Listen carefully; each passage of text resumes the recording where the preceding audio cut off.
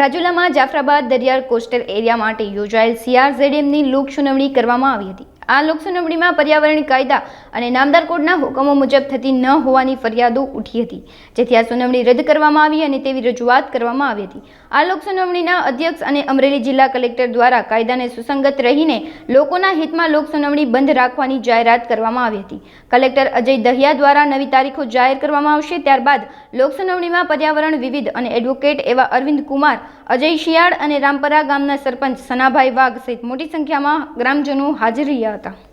આજે રાજુલાના નાયબ કલેક્ટર સાહેબની કચેરીમાં CRZMનું જે જાહેર સુનાવણી આયોજન થઈ હતી, આ જાહેર સુનાવણીમાં દરિયાકાંઠાના લોકોએ ઘણા બધા વાંધાઓ મૂક્યા હતા। એમાં એકથી સૌથી મોટો વાંધો હતો કે CRZ નોટિફિકેશન જે અંગ્રેજીમાં છે એનું ગુજરાતીમાં લોકો સુધી નથી પહોંચ્યું। બીજો વાંધો હતો કે ગામડાઓની અંદર આ જે નોટિફિકેશન સંબંધી નકશાઓ કે ગુજરાતી જે માહિતી મળવી જોઈએ એ લોકો સુધી આ જવાબદાર અધિકારીઓ દ્વારા પહોંચાડવાનું નથી આવ્યું। જે અધિકારીઓ અહીંયા નકશાઓ જે તૈયાર કર્યા હતા એ અધિકારીઓ ઉપસ્થિત હતા, એમને પૂછવામાં આવ્યું કે શું તમે સ્થળ ઉપર આ નકશાઓ તૈયાર કરવામાં ગયા હતા, પણ એમના તરફથી પણ સંતોષકારક જવાબ નથી મળ્યા। તો આવા અનેક વાંધાઓ લોકોએ મૂક્યા। એમાં પણ વાંધો મૂકેલો કે શિયાળ બેટ જે છે એની અંદર જે માછીમારી કરતા લોકો છે એ માછીમારીના નાના કોર, મોટા કોર કે વીજળી વિસ્તાર આવી જગ્યાઓના નકશામાં કંઈ ઉલ્લેખ નથી। બીજી બાજુ કે જ્યાં ટુરિઝમ નથી આવેલું એવી જગ્યાઓનો નકશામાં ઉલ્લેખ કરવામાં આવ્યો છે। આવા અનેક વાંધાઓ જ્યારે લોકોએ અમે બધા મૂક્યા, એનાથી સાંભળી અને આખરે જિલ્લા કલેક્ટર સાહેબે આજે આ લોક સુનાવણી મોકૂફ રાખી છે અને ટૂંક સમયમાં નવી તારીખ જાહેર કરવામાં આવશે। આજની CRZMની લોક સુનાવણી ગુજરાત પ્રદૂષણ નિયંત્રણ બોર્ડ અને કલેક્ટરના અધ્યક્ષસ્થાને યોજાયેલ।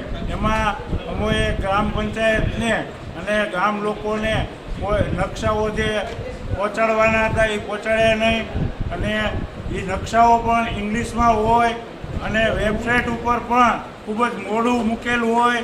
આ બધા મુદ્દાઓ અમે કીધા અને આ લોકો જે એને પ્રેઝન્ટેશન કરવાવાળા હતા એ પાર્ટી બીજી હતી અને જે નકશા બનાવવાળી હતી એ પાર્ટી બીજી હતી। આવા બધા મુદ્દાઓને લઈને અમે અધ્યક્ષને રજૂઆત કરતા અધ્યક્ષે એની નોંધ લઈ અને નવી તારીખ જાહેર કરવાની વાત કરીને આજની લોક સુનાવણી મોકૂફ રાખવાની જાહેરાત કરી। જે માછીમારોને જે લગતું છે નાનો કોર, મોટો કોર, વીજળી વિસ્તાર, એ જમીન આ નકશામાં બતાવેલ નથી। તેથી શાંતિનગરમાં જે રહેણાંકના મકાન છે એ બતાવેલ નથી। તેથી શાંતિનગરમાં આવું ટુરિઝમ બતાવેલ છે, તો આવું ટુરિઝમની કોઈ રજૂઆત નથી કરી, ટુરિઝમની કોઈ માગણી નથી કરી અને આવું બતાવેલ છે, તેથી એ રદ કરવામાં આવે। તેથી આ નકશામાં ફરીથી આ નકશો બનાવે અને ફરીથી આ નકશામાં લે રહેણાંકના મકાનો અને જે વાંસદા હુકવાની જમીન, જે લેન્ડિંગ પોસ્ટ જે અમારી છે પેસેન્જરની બોટ કરે છે એ રસ્તા નથી બતાવે, જેથી તે રસ્તા બતાવવામાં આવે અને ફરીથી આ લોક સુનાવણીની તારીખ જાહેર કરે એવી મારી માગણી છે।